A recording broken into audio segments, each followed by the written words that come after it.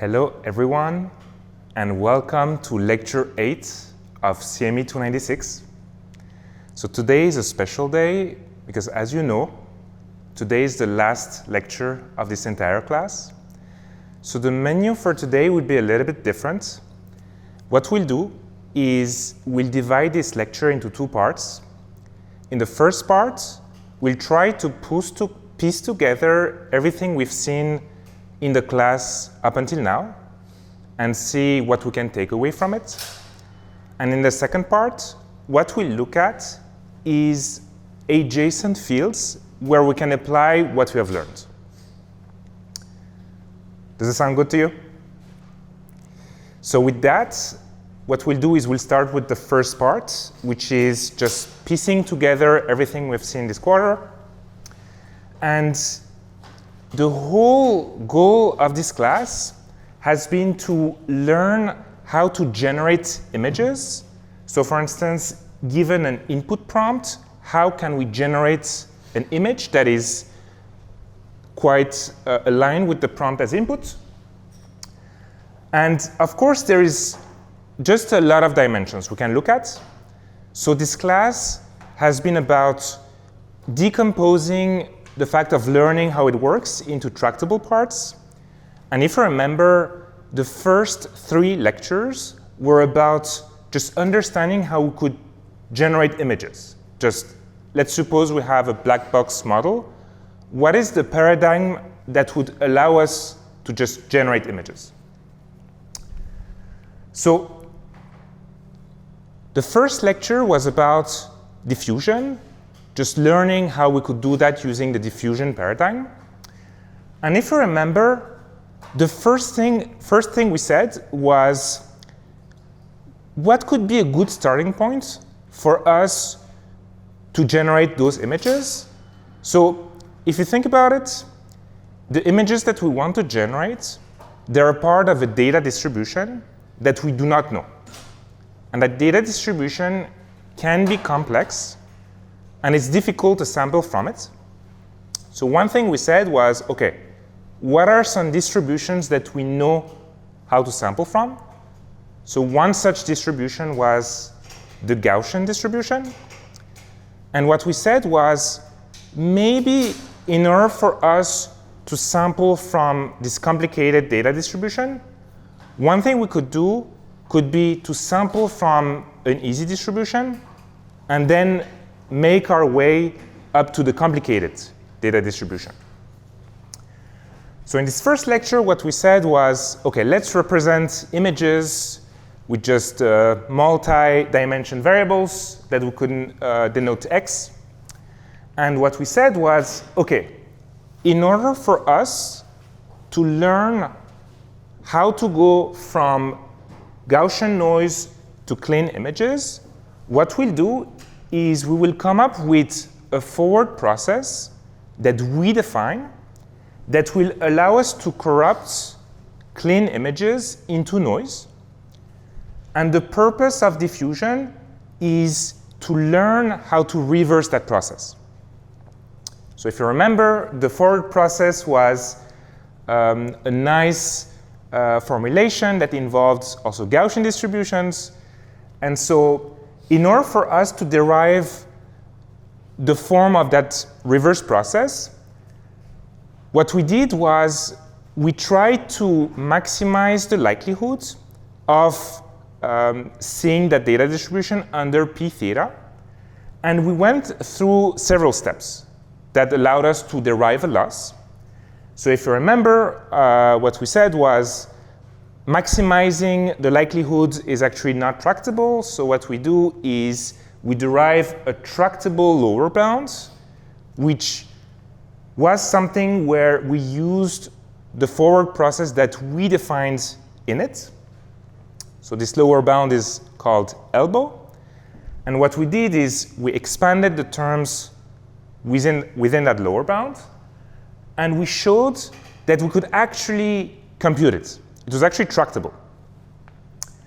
And we ended up with a loss on us trying to estimate the noise that was added to a given image through this very simple L2 regression loss which had a noised image as input along with its noise level.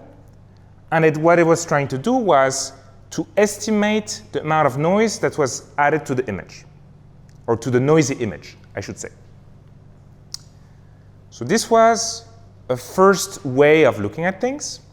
So diffusion allowed us to go from an easy to sample from distribution, so the Gaussian distribution, to the data distribution by learning how to remove the noise. The second lecture was about another way of doing things, which was, let's look at this data distribution not from noise that you need to remove, but more in terms of where you need to go. And we looked at a quantity called the score, which was defined as the gradient of the log of p. And we saw that that quantity had nice properties. And in particular, it allowed us to not worry about that normalizing constant that is intractable.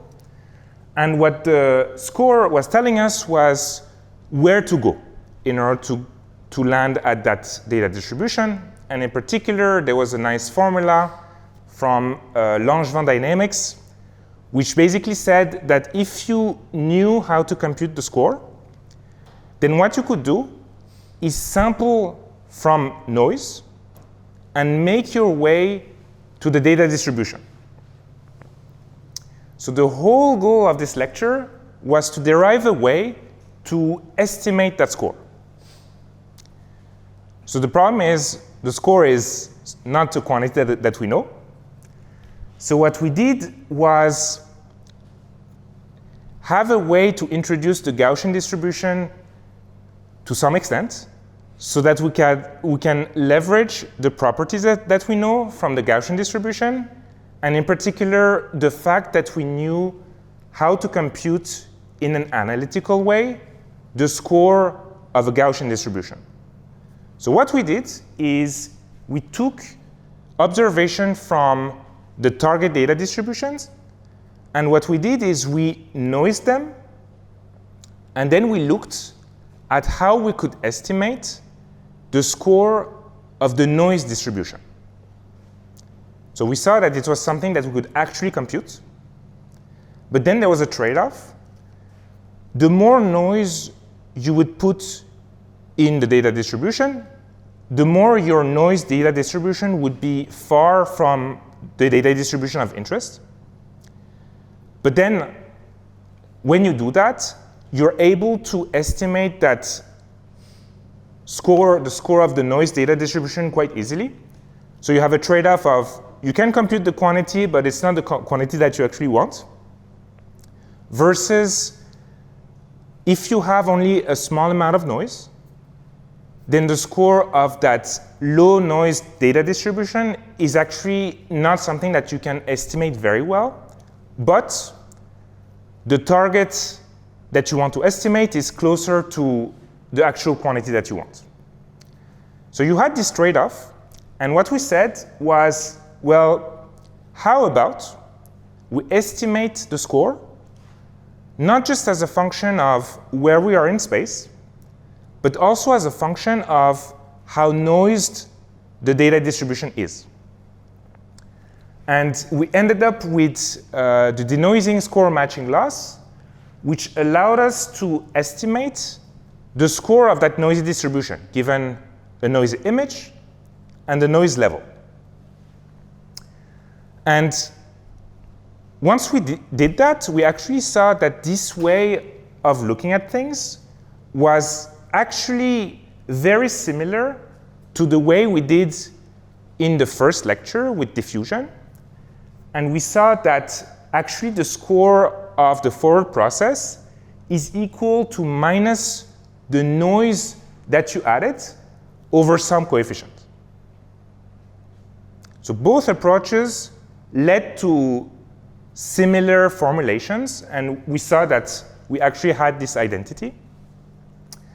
And then what we did was just realize that the way we were noising our data distribution was in a discrete way, and that there were many choices that you had to take at the very beginning, such as how many steps you want to take, and so on. And so this motivated us to move from a discrete formulation to a continuous formulation.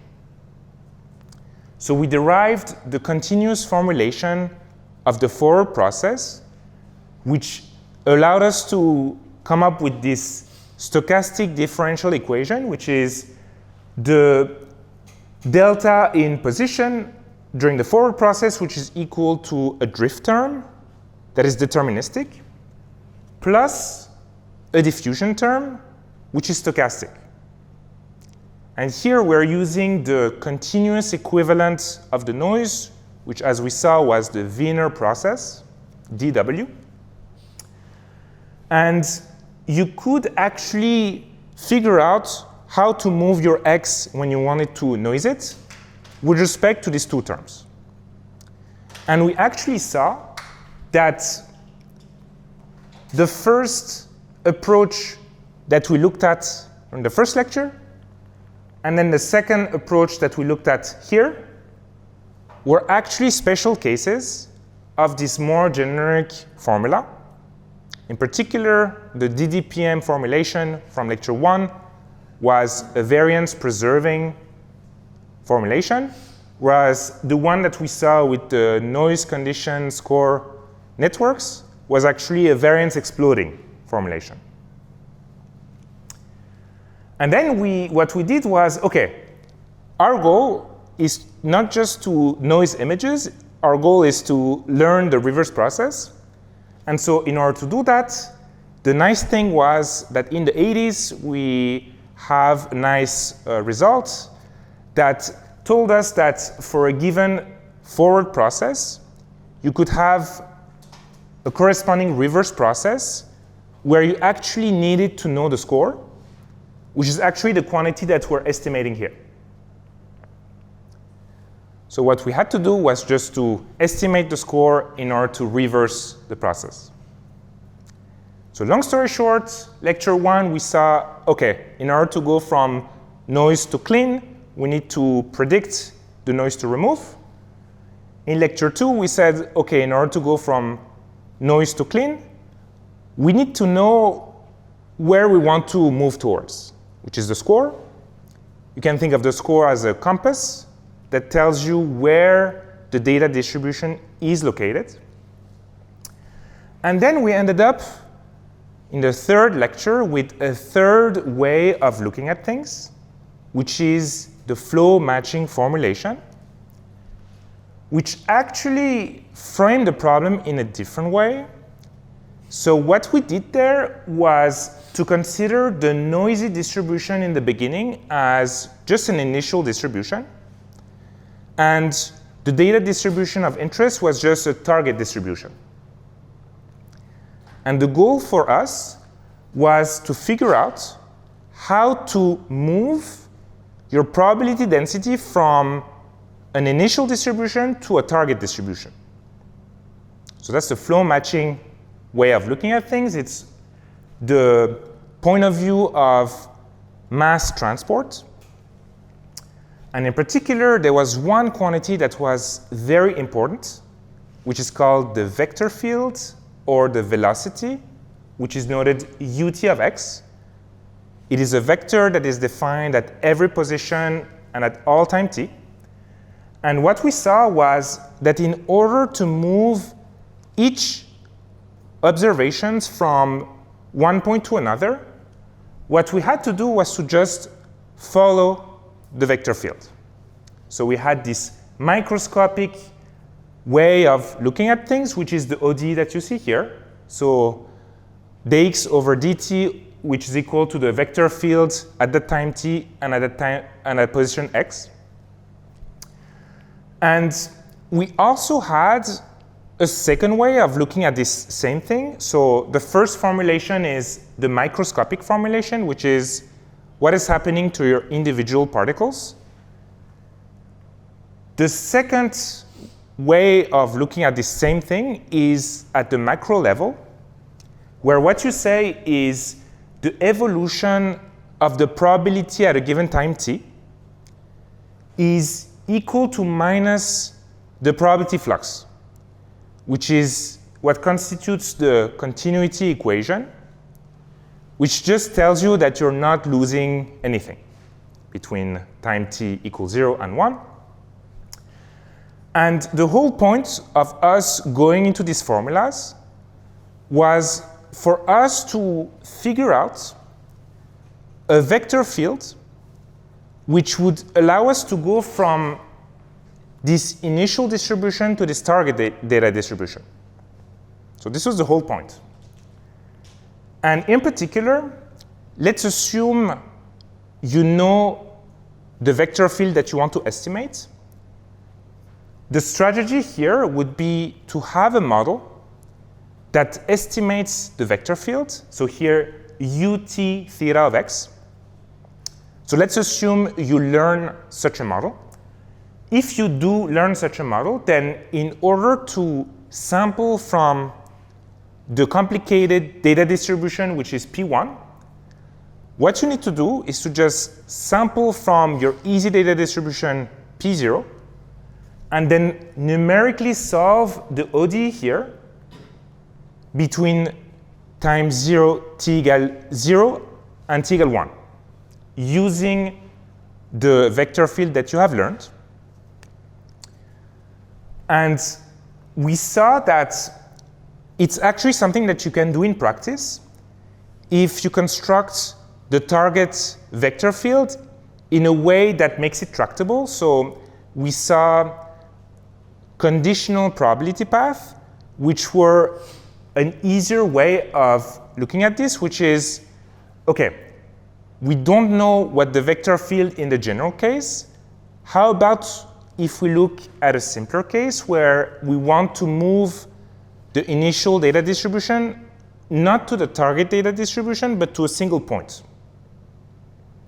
which was the conditional probability path that we saw. And we saw that we could obtain a conditional flow matching loss that was equivalent to you learning the vector field that was the aggregate of all these conditional vector fields that allowed you to solve the problem of interest. So these first 3 lectures were by far the most mathematically challenging. I hope what I said made sense. We spent 6 hours on this, and I hope I did a good job in 10 minutes to just recap what we did. At the end of it, I just want you to remember that, so we're in 2026. People nowadays, they use flow matching by default. And so if you just want to have something that you want to really master perfectly, I would recommend just really understanding the flow matching part, because this is what most models nowadays use. In particular, they use a variant that we saw that's called the rectified flow variant, which was an extension of this that allowed the path to be straighter, so that at inference time, you could afford having fewer steps in the numerical solver here, so that you can just sample images with fewer steps. Oof, OK. So first 3 lectures, most mathematically challenging. It was purely for us to learn a paradigm to generate images. But up until that point, we assumed 2 things. So the first one is we assumed that we were generating images in an unconditioned way. So we didn't have any input prompts. We did not worry about this. And the second thing was we just assumed that we had a way to represent images. So we just represented them with x, with, I don't know, n-dimensional vector. But we did not see what representation would make sense.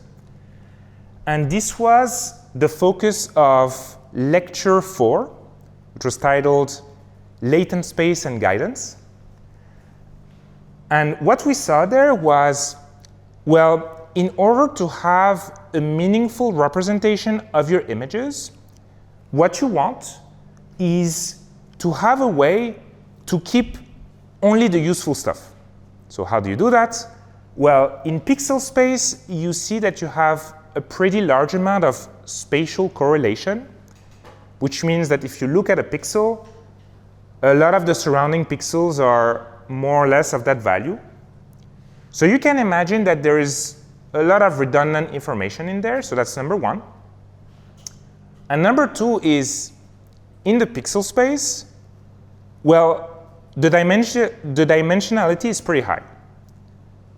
So given that the model that you're going to build from it is going to be a function of the dimension of your input, what you want to do is to make sure your input is not too big. So you want to compress the input into something that is only keeping you the useful bits. And in order for us to do that, we looked at a model that was called an autoencoder, whose only goal was to learn a way to represent images into a smaller space. That's called the latent space. So here on the slide, you see that you have the image in the pixel space as input, and then you have an encoder that does some downsampling operations that gets you some representation of the input image, not in the pixel space, but in a lower dimensional space, which is the latent space. And what you do here is to use that lower dimensional representation in order to reconstruct your input. So you have a proxy task, which is, how can you reconstruct the input as best as you can by going through this bottleneck. And when you do that, you are indeed able to learn a latent space that compresses the information into just fewer dimensions. But then the problem that we encountered was that if you did that, you had no way of controlling the shape of the latent space. And in particular, if you want to learn how to generate images, what you want is to have an easy time at learning it. So you don't want a space with spikes here and there, and then nothing in between. So what you want is something more at the top of the slide, which is a data distribution that is more compact and well put together.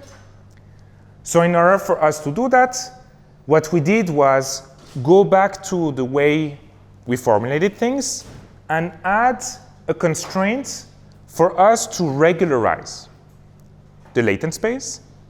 And this was the VAE that we saw, the variational autoencoder, which allowed us to structure the latent space in a way that would make our lives easier. And we saw that in order to derive a loss for us to learn that model, we used the same trick as lecture 1, which leveraged the elbow, so the evidence lower bound. I'm not going to go into details, but one thing I wanted to say here is we ended up with a loss that had two terms.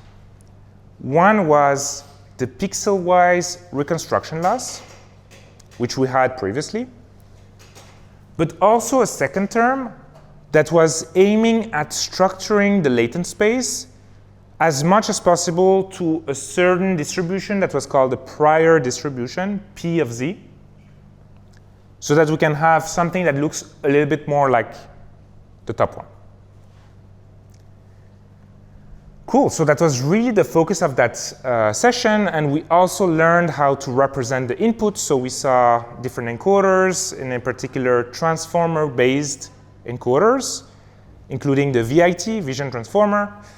And then we saw that there are ways to combine different modalities in the same space, for instance with clip, using a contrastive loss. And then we also saw methods to incentivize our generation to be more aligned with our condition. And here, if you remember, we looked at classifier-free guidance that allowed us to do that. Cool. So up until that point, we knew how to generate images in terms of the way we wanted to go about doing this. We knew how to represent the input, and we knew how to represent our noisy latent. Well, now the question is, OK, what model are you actually going to use to do that? And this was lecture 5, which was on image generation architectures. And here, we took a step back and just reminded ourselves of the problem that we have at hand, which is we have a model, and what we want to do is to predict a quantity that will allow us to go from noise to clean. So as I mentioned, the paradigm that is by far the most common these days is the flow matching paradigm. So it's in particular a model that would predict the velocity. So what we want is a generation model that takes in a noise level, the condition of interest, like your user prompt, and then your noisy latent as input in order to predict the velocity. And we saw that one popular architecture was the U-Net, which was composed of two main parts. The first one was a downsampling part, which allowed to gain a global understanding of the input through downsampling operations, which allowed its receptive field to be bigger and bigger. So here what we mean is when you compute the activation map, if you take a single value, what we're saying is that that value was a result of a pretty wide input. So that's the downsampling part, and then the upsampling part was just a way for us to match the shape that we wanted. And we had these copy and crop connections that allowed us to transfer lower level details that were computed as part of the downsampling operation. So this was the U-Net, but of course, you know that in 2017, transformers just took the whole field by storm, and there was more and more models that were relying on the transformer and the self-attention mechanism. And it was not long after that the diffusion transformer came into play, so in 2022, I believe. So that architecture dealt with a limitation of the U-Net, which was that patches that were far from one another from the image could not have a direct way of interacting with one another.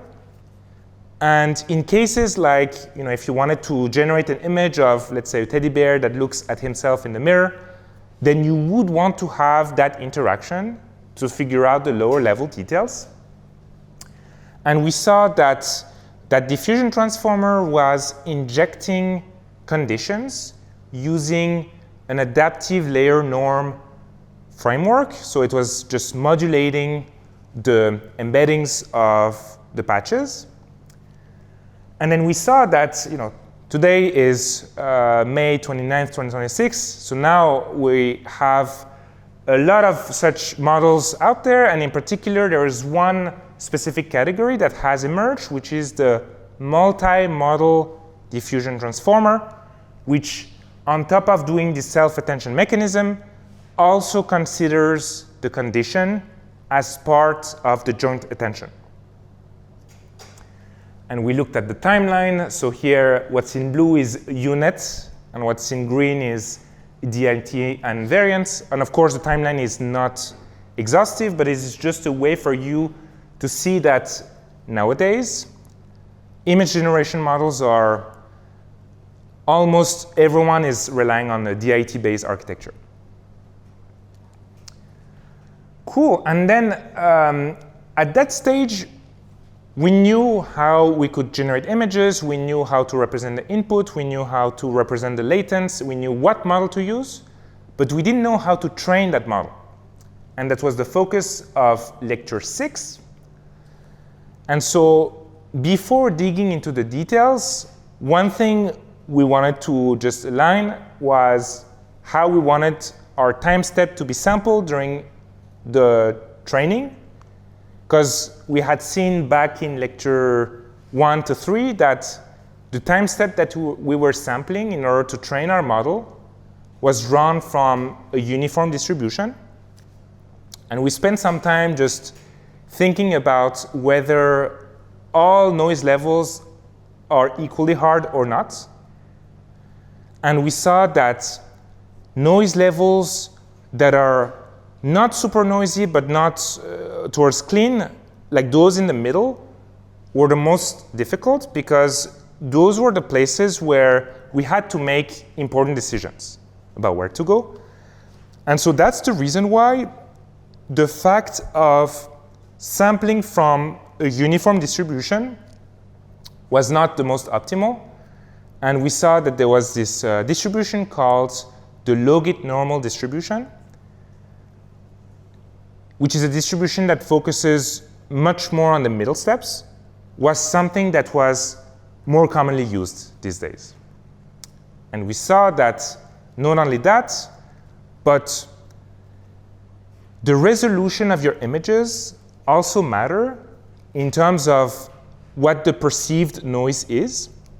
And in particular, if you want to train a model on higher resolution images, what you want is to make sure to noise your images a bit more than what you did previously, because for a given noise level, a lower resolution image will appear as being more noisy compared to a higher resolution one.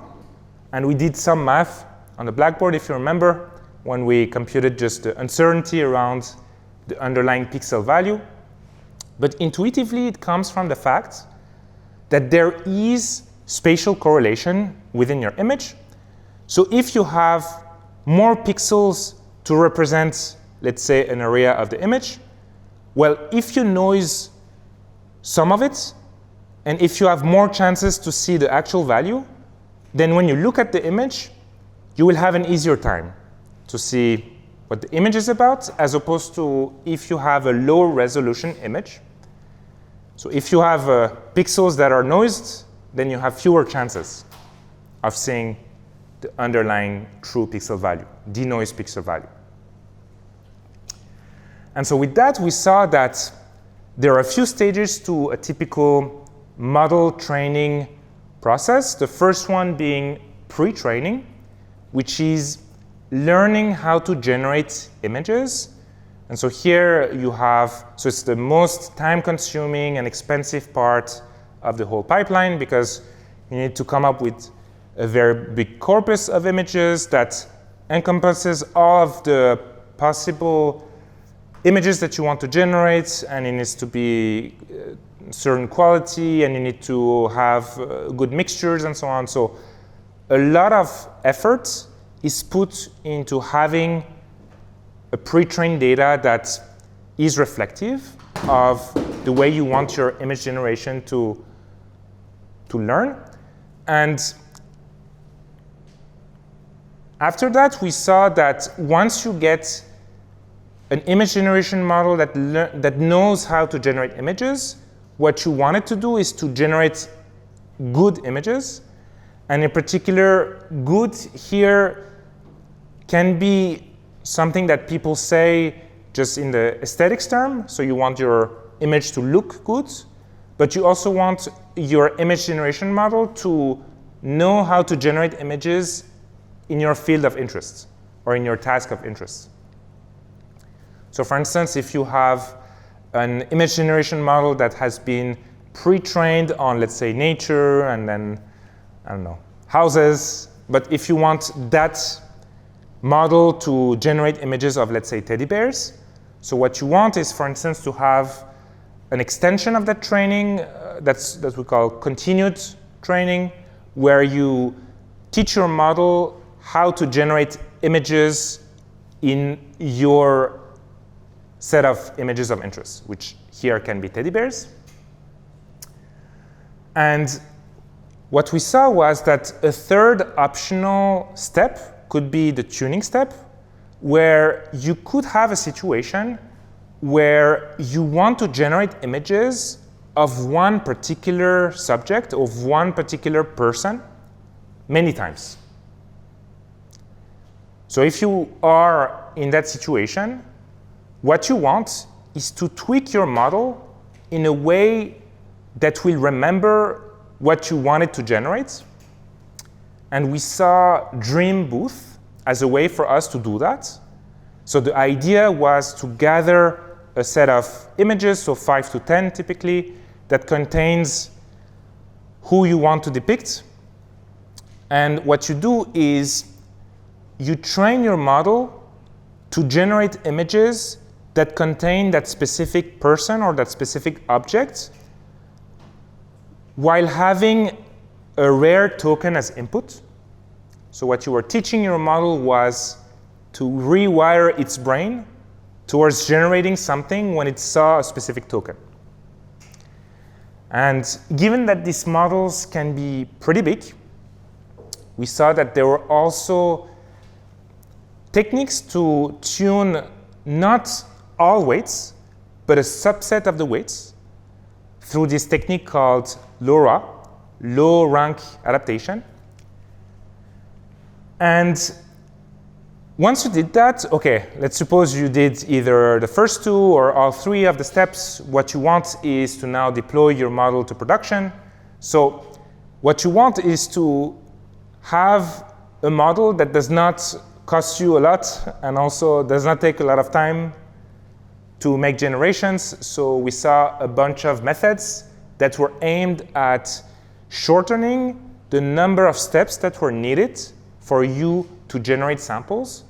So this category of methods is called distillation. So we saw a number of methods. So yeah, I would encourage you to look at that lecture. So there was progressive distillation as one example, but some others as well. And then, finally, last week, what we said was, okay, great, we can do all of this, but we have not seen how we could evaluate how our images, how good they were. And if you don't know how to do that, well, you don't know where to put your efforts, so you need to know how well you're doing, which is why lecture 7 was focused on evaluating images, and in particular, how good those images were.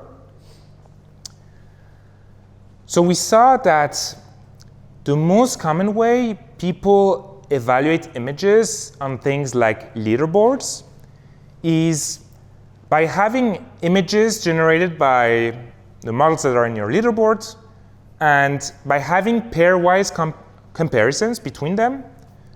And we saw that there was a particular way of measuring performance that took into consideration the history of each model. And by history, I mean how people rated that model. And the reason for that is we saw that if you were to win against a weak model, it is not the same thing as if you were to win against a strong model. So you want to take into consideration how strong your opponent is. Otherwise, a metric like the win rates would be very dependent on who you are making your comparisons with.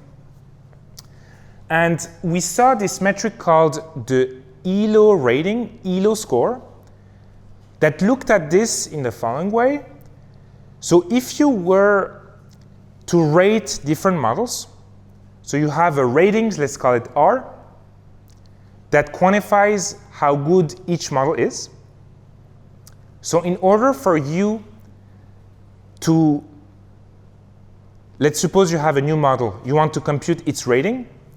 So what you would do is compare that new model to, let's say, a model that is part of the list, and you would use the rating of the models to quantify how good they are, and take that into consideration in order to find the rating of the new model.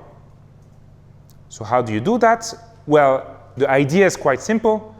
So the ratings quantify how good models are. So from that quantity, what you can do is to compute an expected, what you expect will happen. So for instance, if you have a strong model and a weak model, well, what you expect is the strong model to win. So you compute a quantity which is the expected score, which is a function of these two ratings, and you compare that with the actual score. And the difference between that, which is here delta, tells you how surprised you are. So if you won against a strong model, then you want your delta to be high. And if you won against a weak model, then it's not like a lot of signal for you because almost everyone wins against that weak model, so delta would be lower. So all of that to say that you will come across the ELO score quite a lot. And I just want you to remember that the ELO score is a smart way of computing pairwise comparisons by taking into consideration how strong your opponent is if you compare model A and model B. Cool, but not everyone has the luxury of having human ratings for everything they do. So that's why we also have a bunch of automated metrics. So we looked at one that was quite popular nowadays, which is called the FID score, Fréchet Inception Distance. So what this score does is it computes the distance between the distribution of your generated images and the distribution of real images. And the idea is if these distributions are far, then it means that your generated images, they don't look like real images. And we saw that the FID score, so I didn't put the formula here, but it is something that is derived from a more general formulation. And here, the actual formula is derived considering that these two distributions are considered as Gaussian. So that's the assumption that we're doing when we're computing this metric. And we saw that the lower this metric was, the better it was. And of course, it's a proxy, so it's not a perfect metric.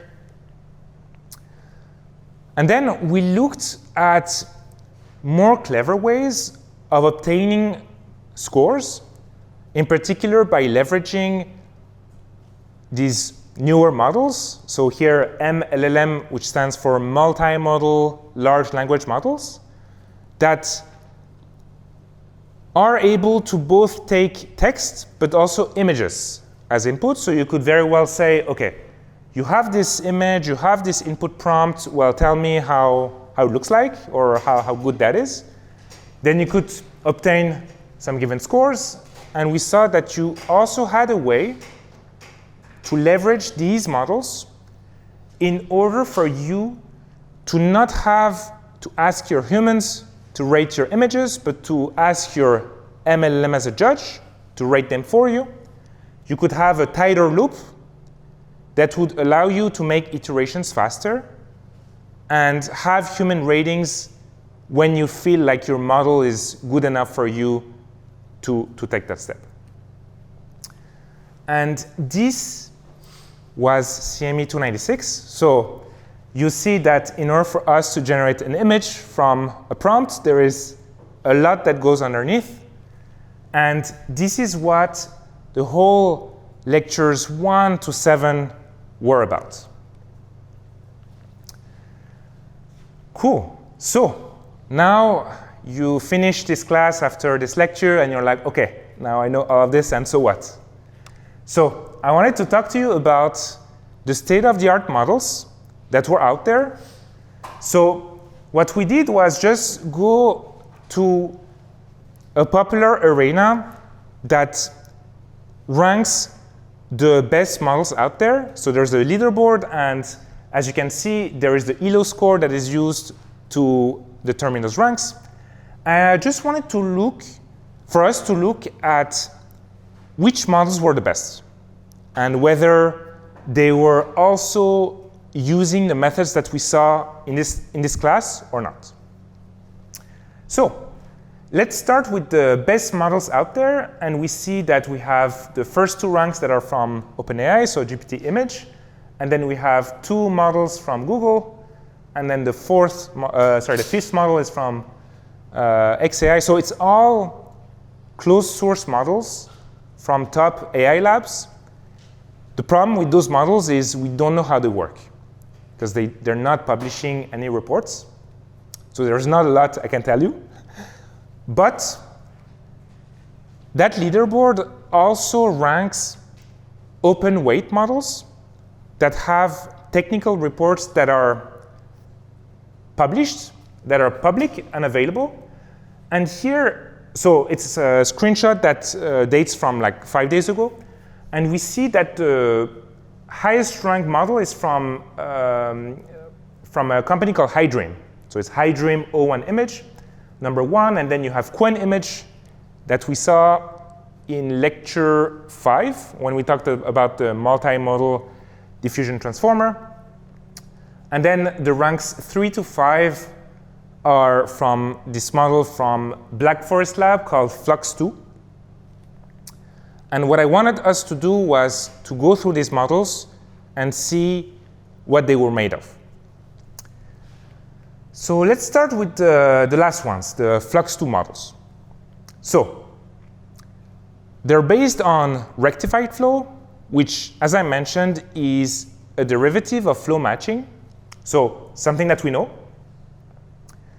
Their architecture is based on the diffusion transformer, but in particular, what the architecture is based on is a combination of single stream and double stream diffusion transformer.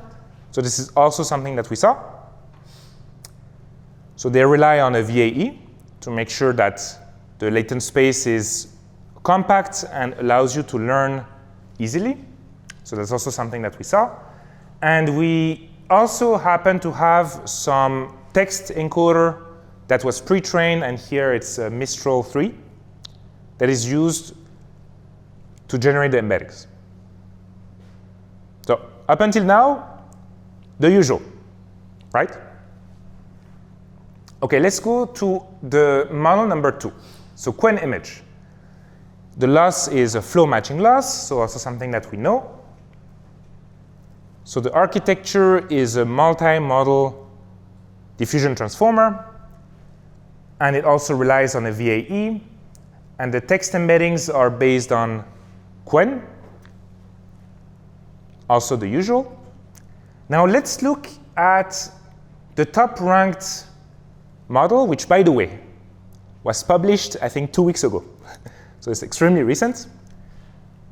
So flow matching loss, also similar to what we saw. The model is not exactly a multi-model diffusion transformer, but it's something that is based on the transformer, so also very similar. But turns out that there is no more VAE, and there is no pre-trained text encoder. So does that mean that what we learned was not true? Like, what's going on? So let's see how that relates to what we learned. So that paper, what it does is it actually performs the generation not in a latent space, but in pixel space. And now you may think, well, how is the dimensionality going? Because it's much higher than a latent space. So that's the first question. And then the second question is, pixel space is much harder for you to learn, because we saw that in the space, valid images in the pixel space are more isolated. They're not a smooth distribution. Well, here here is my interpretation. So first of all, for the dimensionality, so it turns out that the patch size that the paper uses is not the traditional 2x2 that we're used to for latent space. It's actually a much bigger one. So it's a 32 by 32. So computationally, here the idea is to make it tractable by just having bigger patches. And then when it comes to learnability, well, the fact of not having an easy space to learn from is just shifting the effort that needs to happen over to the diffusion-based transformer. And so what I found very interesting with this paper was even if you make your problem harder for your diffusion transformer or your transformer-based model, well, you can still have amazing results if you scale it well enough. Because that model, well, it turns out that it was scaled, I believe, to 8 billion and then also to 200 billion parameters, which is huge for image generation models. And so what I wanted to say was that the space is fast moving, that what we talked about still holds true, but that the trade-off between making it easier for the transformer to learn versus doing it in the raw space is still something that was being figured out, because there's something that I have not mentioned, which is when you learn the latent space, so you're making it easier for a model to learn, you're having a more compact space, but then the main thing that you're losing is fidelity. Because it's a lossy operation for you to operate in a space that is not your original space. So you know when you train your VAE, you just hope that you will reconstruct things truthfully, but it is not always the case. And it just turns out that this paper shows that the VAE, the downside of the VAE are such that we could maybe work without it if you scale things in a big enough way.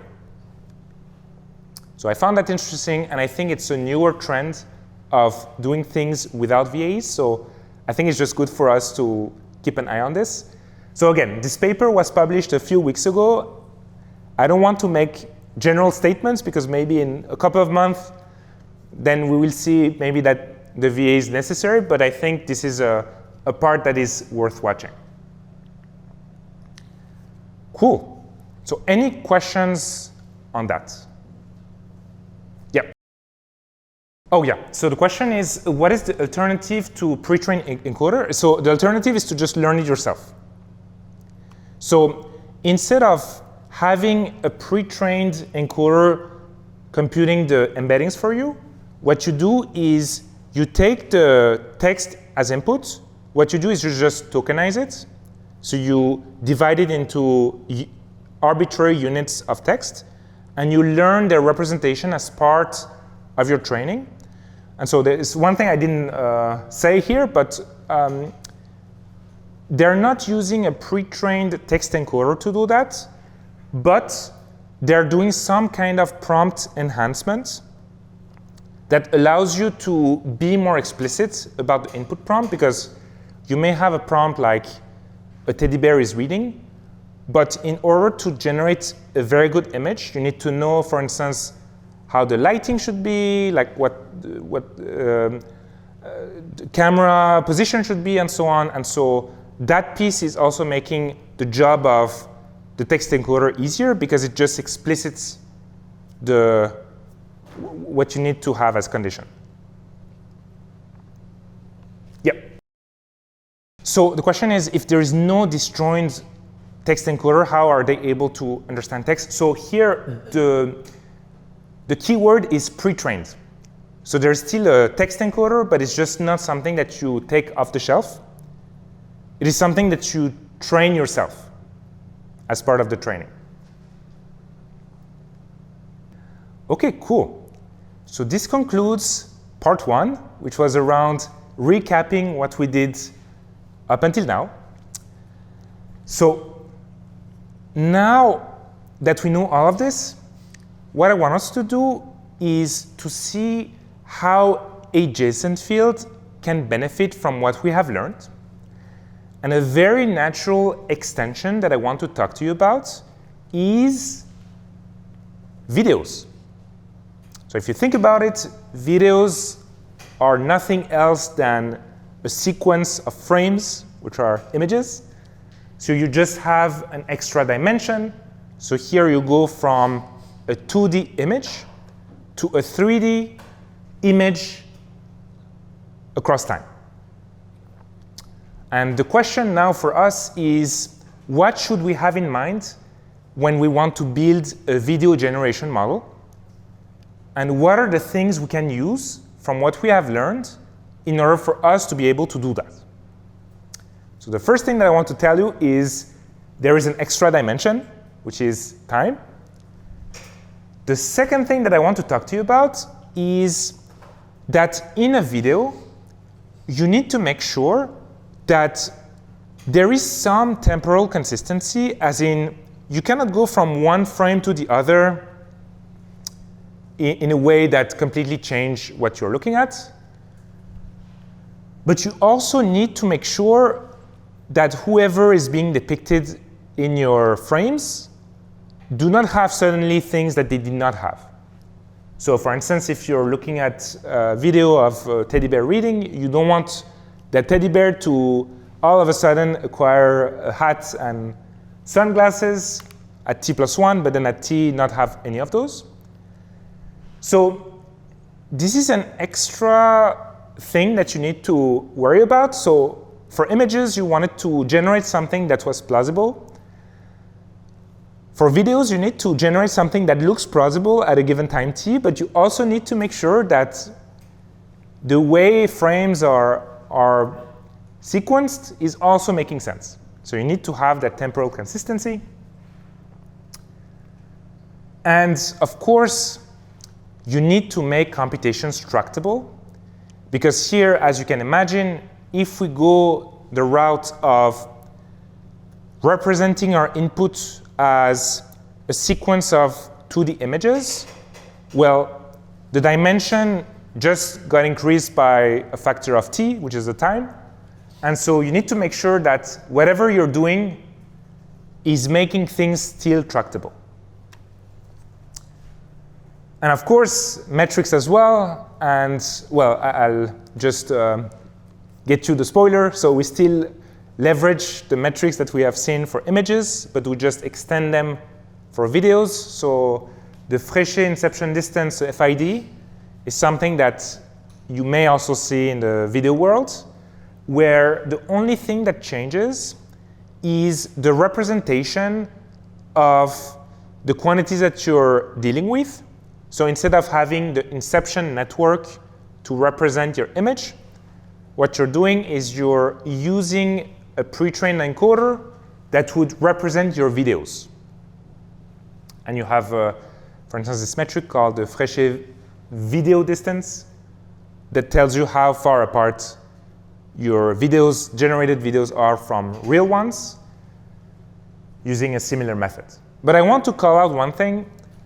These metrics are just proxies, so it's always good to have a human in the loop. OK, so now let's see how we can handle just generating videos by going through specific parts of the architecture that we may need to change. So if you think about it, an image generation model, a traditional image generation model, is a DIT-based model operating in a latent space.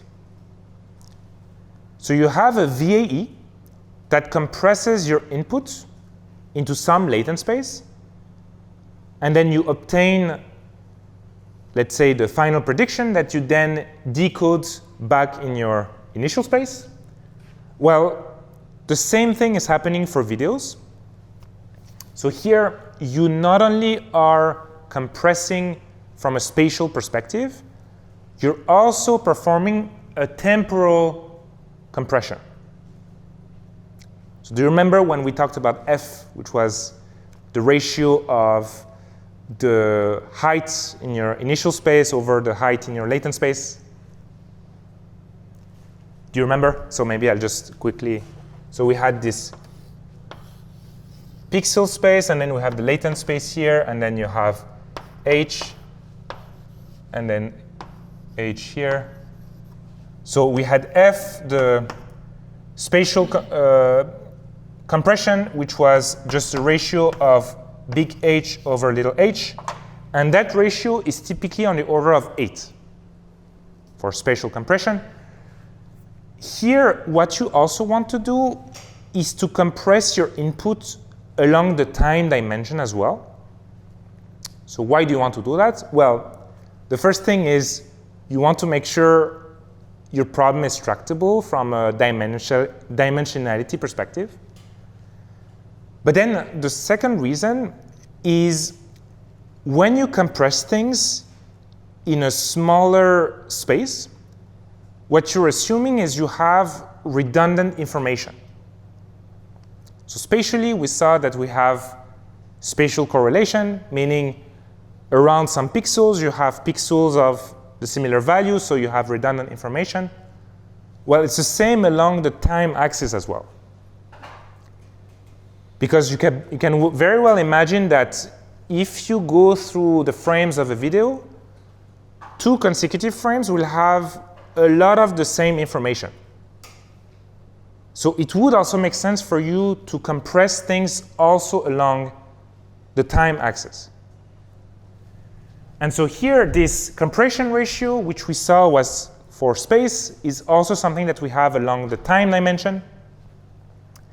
And as a result, your latent space is composed not of space latents, but of space-time latents.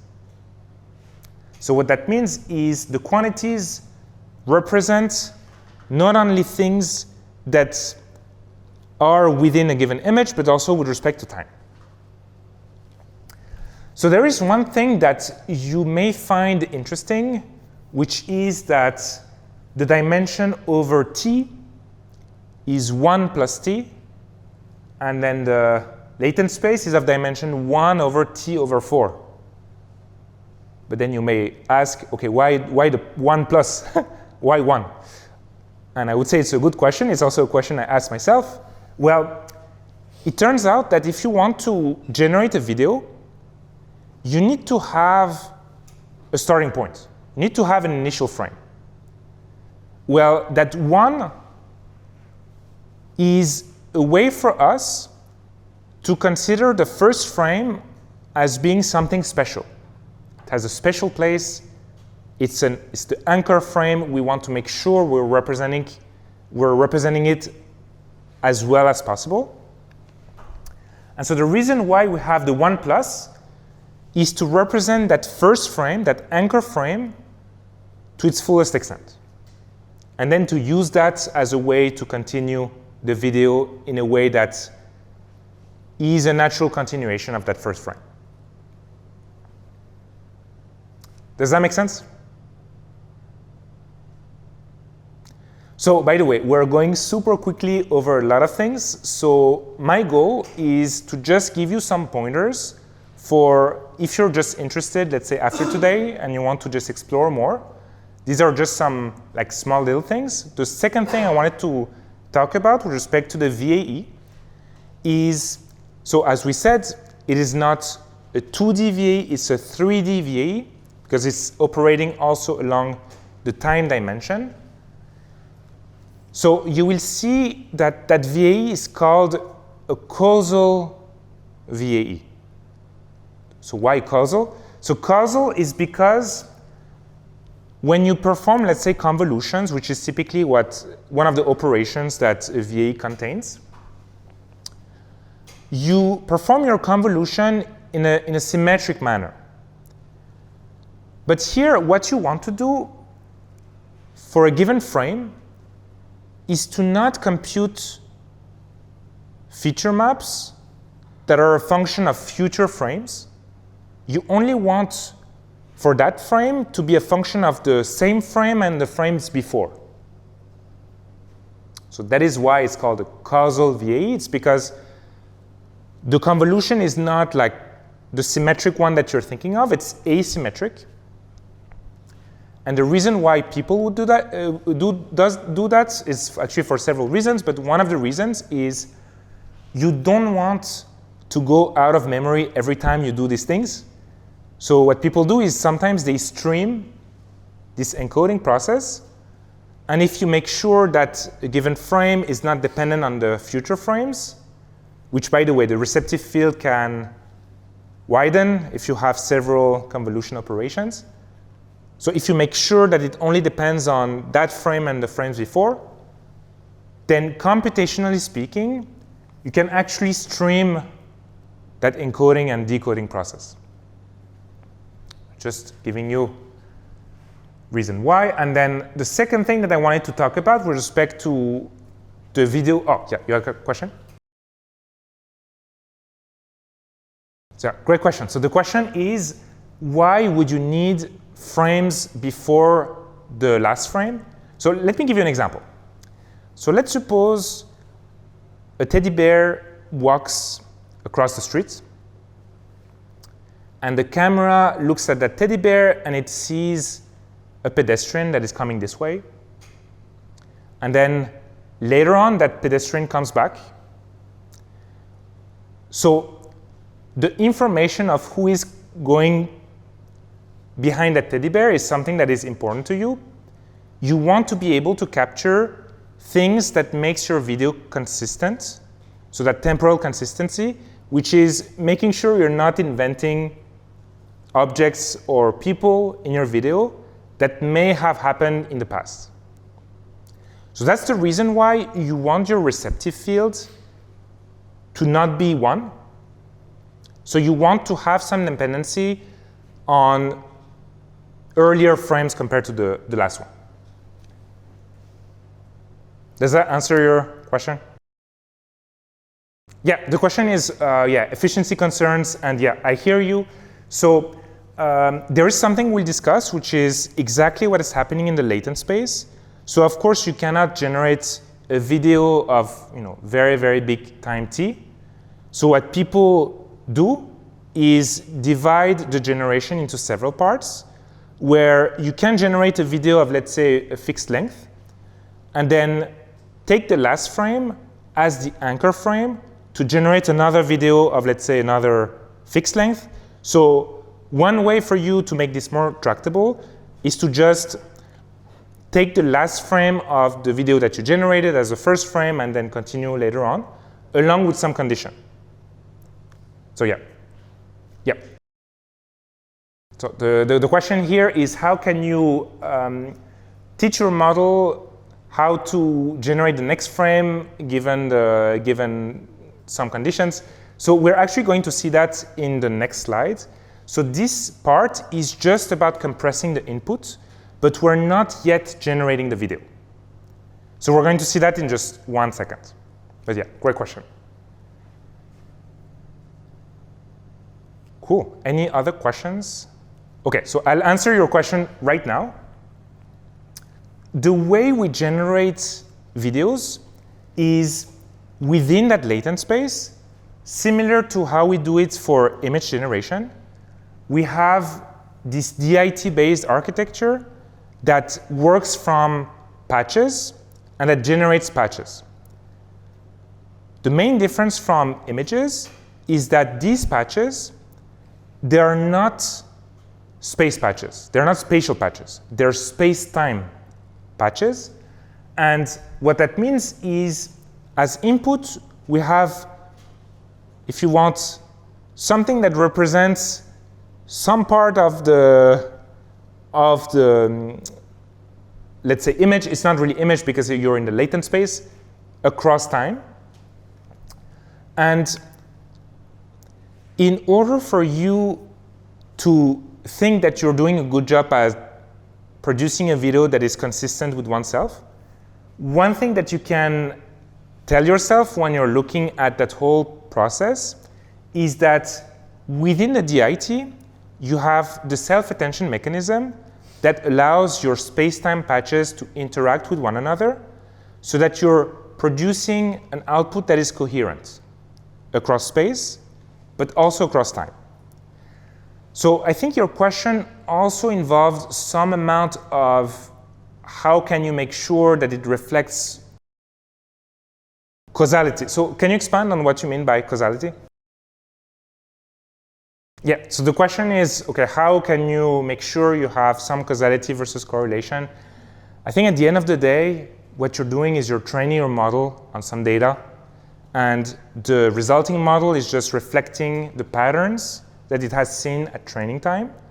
So if you feed it things that reflect, for instance, if you put, I don't know, a book on a table and there's some dust that goes away, these are the patterns that your model will also learn.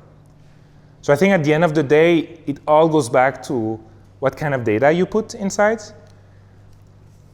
So yeah, that's how I would think about it. Yeah. Yeah.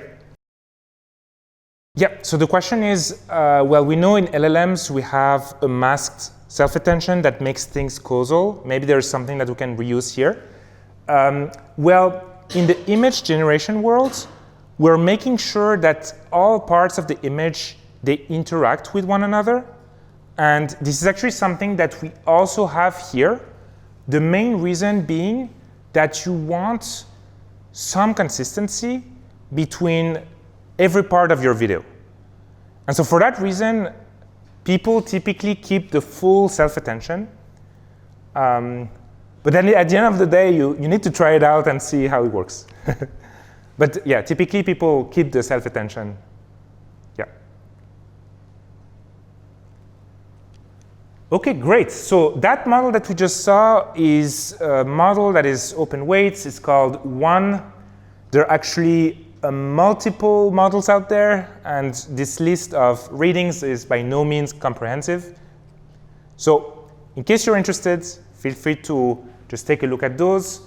So I know one is one such model. I believe there's also LTX as well.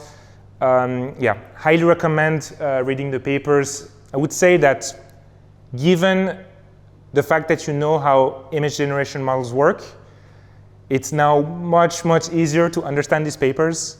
So yeah, hopefully that's going to be helpful. Cool. So video generation was one adjacent field that I wanted us to touch on. The second topic that I wanted us to talk about is image editing. So let's imagine that you have an image, and what you want to do is to edit that image.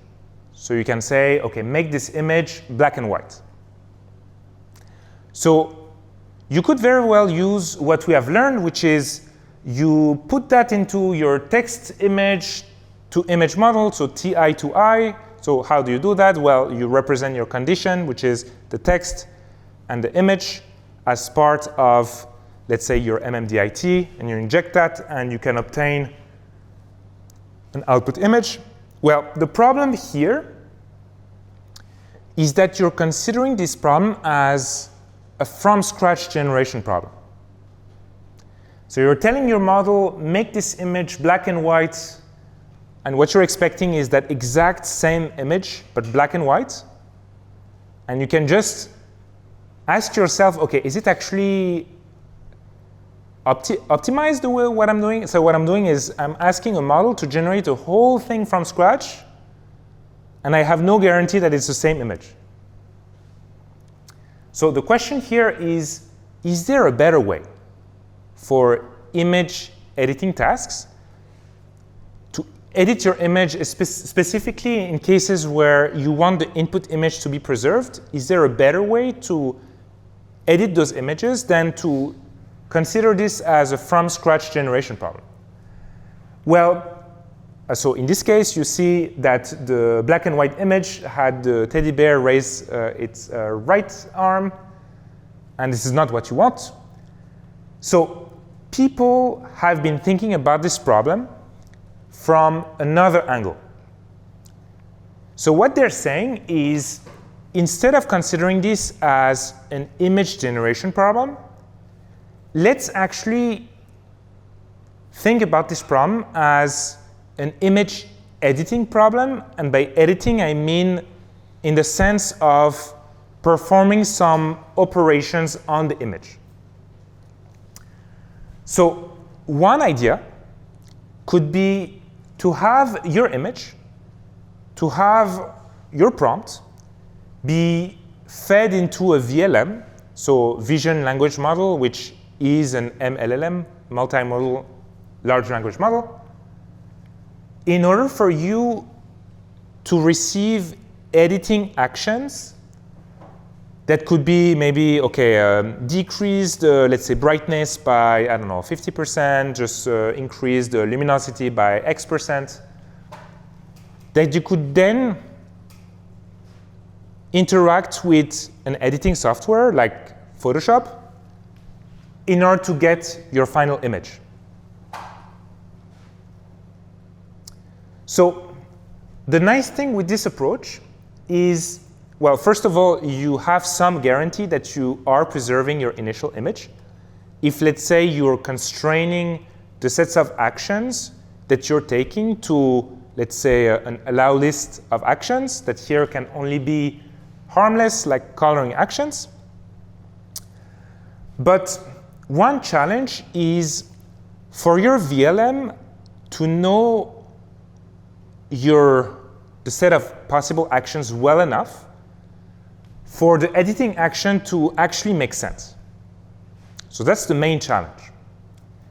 And so that's why some people, I mean, when I say some people, like a lot of people are trying to think about how to do this. So there's a very short list of papers that try to resolve that. But there is one method that I want to mention here, which is how do we want our output, like how can we make sure that our output is something that is aligned with something that makes sense? Well, a possible method is to look at the logs of people who are actually making edits. So let's assume you go to your favorite editing software, you have an input image, and then you make some edits, and then you have a final image. Well, the sequence of edits that you made is something that your model can learn from. Well, the only thing that your model doesn't really know is what your intent was, because you typically don't tell your editing software, well, I want to make my image more like this. You don't say that.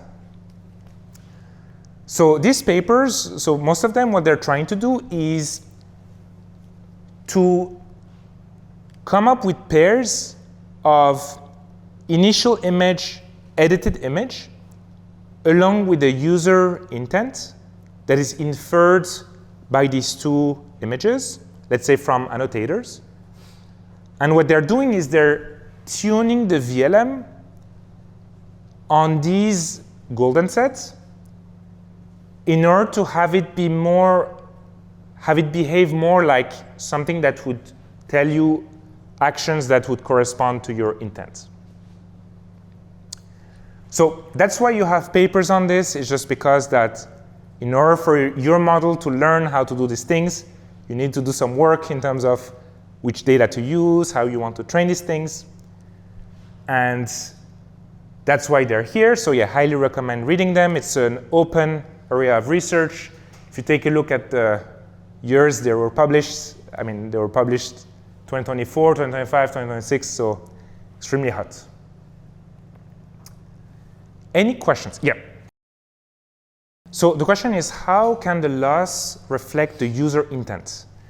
Well, the thing is, you are not using the loss to infer the user intent. So one possible way of inferring user intent is to feed an off-the-shelf VLM an initial image and an output image, and to tell your VLM, well, tell me what changed between these two images in order to infer this box, make this image black and white. So I'll give you an example. If we feed a VLM the colored image and the black and white image, and we ask the VLM, well, come up with something that tells me what changed between this and that image, it gives you the user intent. And then what you can do is use that user intent along with the initial image. And then you can, of course, collect the editing action that the user took and tune your VLM to output these editing actions given this input. So yeah, that's one popular way I've been saying these papers. Yeah. Cool. Great. So now we're in the last part of what I wanted to talk to you about. And that part is actually an area that I think is a very, very hot area, which is how can we apply diffusion to the field of LLMs? So as you know, there's been a lot of transfer of knowledge from what has worked well in the text world to the vision world. So in the text world, as you know, in 2017, we had the transformer that was initially designed for translation tasks. So let's suppose you want to translate from English to French. What you do is you use this transformer to have some, let's say, English text as input in order to have a generated French text as output. And as you know, well, people in the vision world, they adapted the architecture in a way that leverages some of the scalability benefits that the transformer brings to the vision world. And in particular, there is one architecture we have spent a bunch of time on, which is the diffusion transformer, which relies on that. So that's one thing. The next thing is something we've briefly talked about during lecture, I believe, lecture 6, which is around post-training approaches. And in particular, the fact of injecting negative signals into your model. So there is this tuning method called DPO, which stands for Direct Preference Optimization from the LLM world. That was something that was adapted to the diffusion world. So that's one. And another one that you may be aware of is GRPO, which now is widely in use in LLMs. That is also something that has been something that people have experimented with in the vision world with Flow GRPO. So now you can ask yourself, okay, text has given so much to us. What can we give back to text? Well, I know this class is not about text, so I will not go into the details, but one thing I want to talk about is that in the text world, we are doing things mostly in an autoregressive way. A little bit like when you and I, when we talk, what we do is we generate one word at a time, and whatever comes out is a function of whatever came before. Just to illustrate this, so you have your LLM, which here we say is autoregressive. Let's call it an ARM LLM, autoregressive model. So here we have, let's say, a token that says, OK, we're starting the sentence. So we say, OK, A, and then A goes into the model along with everything that came before, and a teddy. And we repeat it again and again. Teddy bear is reading. We're generating sentences by sequentially inputting tokens one at a time and having the model look at anything that it has generated before in order to generate the next token. Well, the problem with that is that if your output sentence or your output response is long, then you will take a lot of time outputting that response. Because the number of iterations here is in O of the number of tokens that you output. So in particular, so I'm not sure if you do a lot of coding on a day-to-day basis, but let's suppose you want to, let's say, code a huge thing, like 1,000 lines of code. Well, what that model is doing is really outputting things one at a time. It takes a long time. And of course, you want this to be quick. Well, one idea is to borrow this idea of diffusion for text. So here, what you can think of is, instead of doing things one at a time, how about we do everything at once, and we start from noise, and what we do is we progressively denoise in order to obtain our final output. Why wouldn't we do that? So, by the way, it sounds very non-natural because I think you're very used to saying things in a sequential way, but one analogy I want to point out here is, let's suppose you're writing a speech. So I'm not sure, so first of all, I'm not sure if you've ever written a speech, but if you were to write a speech, you typically don't write things in a very sequential way. You first start with a draft, you have some skeleton of the bullet points you want to talk about, and then what you do is you refine, go from coarse to fine grain. So what I'm saying is, this idea of doing everything at once, something that starts from noise up to clean, although it's not natural, it is not completely unreasonable either. Do you agree with what I'm saying? Yeah? So let's suppose if we do that, then what we would do is reduce the complexity from having the number of iteration being in O of number of output tokens to being in O of the steps of diffusion. So let's see how we want to do that. So let's assume we take text with random noise. And by the way, I'm not defining noise just yet, but just assume that the text is noised in a way that we'll see later. Let's suppose we have a diffusion-based LLM. So what we're saying is that we're having this text with less and less noise up until having the cleaned text, exactly in the same way we have done for images. So I just want to make sure this analogy is very clear. Here, we're denoising the whole input text in the same way that we're denoising the whole image all at once. Well, a natural question is, we have seen that we can think of noise in the image world as Gaussian noise. But for text, it's a little bit trickier. And here's the reason. In the text world, things are discrete. So you have words, you have tokens, you have this, you have that. You're not in a continuous world. So in the image world, you would represent your noise with a continuous multivariate variable, typically Gaussian noise. But how would you do with text? So one idea you can have is, OK, let's just throw whatever token we have. That could be one option. Well, the problem is each token has a semantic meaning.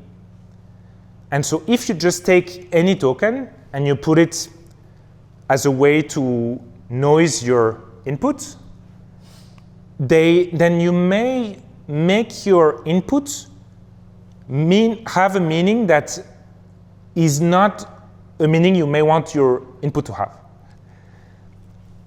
So for that reason, one thing that the field is starting to align on, which I believe is the most common thing, is to have an actual dedicated token, typically a masked token, that would just represent a text token that you would not know of, so a noised text token.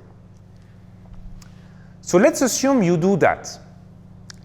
Then how would we apply what we have seen so far? Well, we have seen that for training, so I will spare you all the mathematical derivations, which some of these papers they go into. We will not go into that right now. But let's assume that we want to mimic the training that we have done for images. How would we do that? Well, we would take a clean sentence, as in an unmasked sentence. And what we would do is to corrupt the text according to a noise level. And so here, what does that mean? That means that we would have, let's say, a t% chance, let's suppose t equal 0.5, a 50% chance of a token in that sentence being masked. So what we're saying is, let's suppose t equal to 0.5, we're masking 50% of the tokens. And then our training strategy can be to reconstruct the tokens that were masked as a function of whatever was in the input that was not masked. So that can be your training objective. So I know this is not a text class, but for those of you who know about BERT, who's an encoder-only architecture, it also has something that is similar as a pre-training task. The only difference is here, the masking scheme is done with respect to a noise level that can change, that can vary. So you can have T, like a lot of noise, so almost everything masked versus a little bit masked, whereas for BERT, it's always a certain amount of masked token.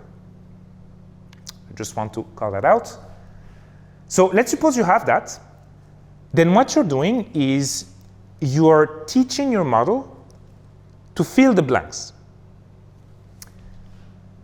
Well, now how would you go about actually using such a model at inference time? So what you would do is same as what we did for images, start with completely noised input. So here, a sequence full of masked token. And then what you would do is just predict what would be hiding behind those masked tokens all at once. But then you want to make sure that you have enough buffer for you to make corrections. So you may want to revise some tokens that you have predicted. So the field has several methods to do that, one of which is just remasking some tokens in a random way. So some other methods, they remask tokens with respect to some confidence scores. Like for instance, if you have a token that you're unmasking that you're not very sure of, then you may want to just do another try. So here you would take some tokens that let's say you're not sure of and remask them. And what you would do is to take that new sequence and perform the same operation, meaning trying to see who is behind that masked token. And you do that again and again until obtaining your final output. So this is a very high-level way of how such a paradigm would work for text. Well, the good thing is there is very active research on it. And so I was reading one of the papers. So you can have speeds up to 10x compared to the traditional autoregressive way of doing things. And that is particularly useful for tasks that requires you to have a response as quick as possible. I know a lot of us are using some form of coding agents to do our coding work these days. And I'm sure you also want your agent to finish as quickly as possible. Well, this paradigm would allow you to speed up that process significantly. And that is the reason why coding is a very good use case for that paradigm. So on the one hand, for the speed, but on the second hand, also because in coding, you naturally have a way to be interested in filling in the middle kind of tasks. Because if you look at your code base, you're rarely always trying to generate things in a sequential way, in an autoregressive way. Sometimes you have a bunch of code, and you just want to generate code, let's say, in the middle of two functions. So for fill in the middle tasks, that paradigm is actually better compared to autoregressive tasks. But And we will not have time to go into details, but training is much more expensive, particularly because in the traditional way, the way training works is you input your whole input, and then what you're doing is you're training your model to predict the next token, and you can parallelize that very well. And this is unfortunately not something that you can do as well with the diffusion scheme. And then the second thing is there are so many techniques that now are specific to how autoregressive models work that you will need to adapt. And there are also ways to combine the benefits of the two approaches. And for instance, block diffusion is an example of it. So I just wanted to leave you with these screenshots that just tells you of the many headlines that you see around companies that are betting on this kind of technology. So you have one such company called Inception that's actually founded by a professor at Stanford that's doing great. And I will just leave you with some suggested readings in case you want. And yeah, that's a great question. So the question is, how do you handle the variable output length? It's a great question. There are a few ways you can deal with that, but in practice, you indeed need to set a given length for your output. And what you do is you stop whatever is after a special token called end of sentence token. Now, you can imagine cases where you're expecting a way bigger output, but you always have shorter output, so you're wasting a lot of computations. So that's why like the last method I mentioned is something that can be useful. So block diffusion is one approach that's being worked on where you're actually generating text block by block. So you're saying, okay, I'm going to generate, let's say, text of size, let's say 100, and I'm going to use diffusion for that. And once you generate such an output, if you didn't finish the output, then you will use that as a condition to perform another round of diffusion for the second block, and so on and so forth, until hitting an end of sentence token. So you touch a very good point, which is there are some differences between text and image, and the variable length is one of them.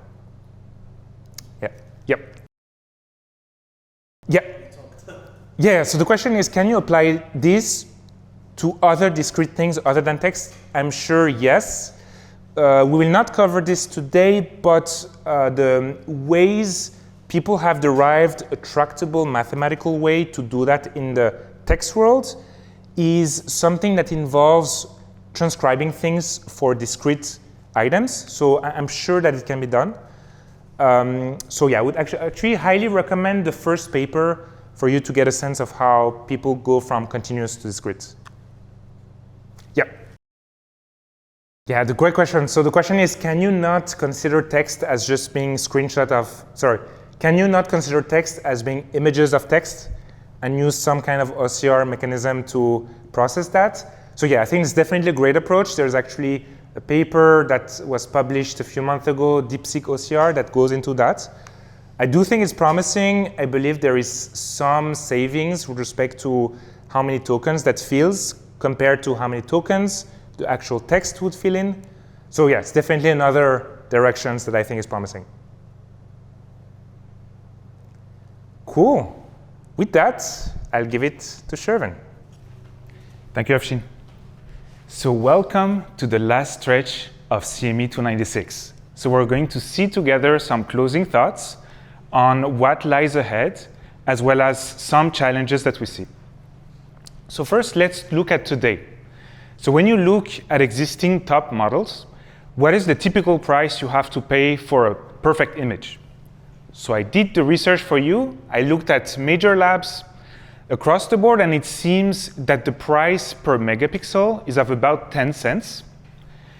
And I think that's going to be a useful metric to track over time to see the transition from this being a nice thing to a commodity. And of course, in reality, you wouldn't use these top models that I listed here, but more of a distilled version.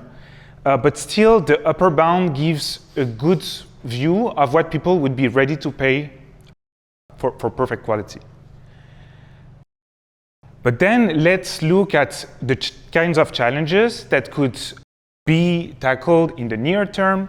So one thing that you notice is that images, they're doing well on themselves, but there are wins in other modalities that you are inclined to include in order to make generation more powerful. So one example that I have in mind is reasoning with images. So right now, anecdotally, if you ask for a diagram, you might get, with most models, a projection of what you asked on an image, which is a nice start, but it's not quite the same level of refinement as the one you might get in the text world, where you ask a very precise question, and the model goes in searching for a meaning behind it, and then projecting the exact answer in a concise way. So that seems like a good area of research. And then one topic that Afshine mentioned here, so for image editing use cases, it seems that we're being too hard on ourselves. We're doing the whole generation process that is by nature unconstrained. And it seems we have an opportunity to use existing tools and wins in the text world, to use agents and existing human expertise to make editing happen in a constrained and tractable way. And then you have other use cases that could seem attractive to you all. For example, learning about a class, you have several streams of information that come from text, for example, the slides, the lecture video, and also the audio track. So while you can put pieces together one by one today, it seems that there is an opportunity to bring all modalities to a consistent and coherent way and generate synthesis out of this. And in the longer run, you can see the consequences of all these benefits across industries that might be lagging because of some inertia factor. So you can think of the field of robotics, which seems to be the next area that could benefit from a revolution. So in text, we can generate text now like roughly solved. Images, now we see great images roughly solved. And it seems we have an opportunity to feed all these learnings into the ingredients that could make robotics pick up, for example, environments. But also medicine and other desk jobs that might need their own process of approvals to actually incorporate these wins. And maybe one day you won't need to come to lecture at all, and there will be some model gathering all the pieces for you in a coherent and pedagogic way. But I think we might still be far from that, because the fact of transmitting knowledge still requires that taste and opinion that even the text world doesn't have. So I'm quite curious to see when that will happen. On the challenges side, so as we have seen, there are costs, and you can use distillation to alleviate a bit that, but also there is research on the hardware side, where right now, hardware is built on top of matrix multiplies, but as you have seen, the building block of these days models is transformers, and which relies on the concept of attention. And this attention has a very precise succession of operations that you could think of simplifying in an analog to numeric way. So this research paper could be one such pointer. But also one other concern is the data quality side, because today you see all these images that are being generated that are out in the wild. So for the next generation of models, you might encounter the issue of not finding that true distribution P data as we had assumed we had. And you have some models, some papers that study the phenomenon of so-called model collapse, where feeding what has been generated is a way for, so looks like an echo chamber of mistakes that keep growing. And you see that at the end, if you represent embeddings of generations somewhere, you could clearly cluster the two. But how could we deal with that?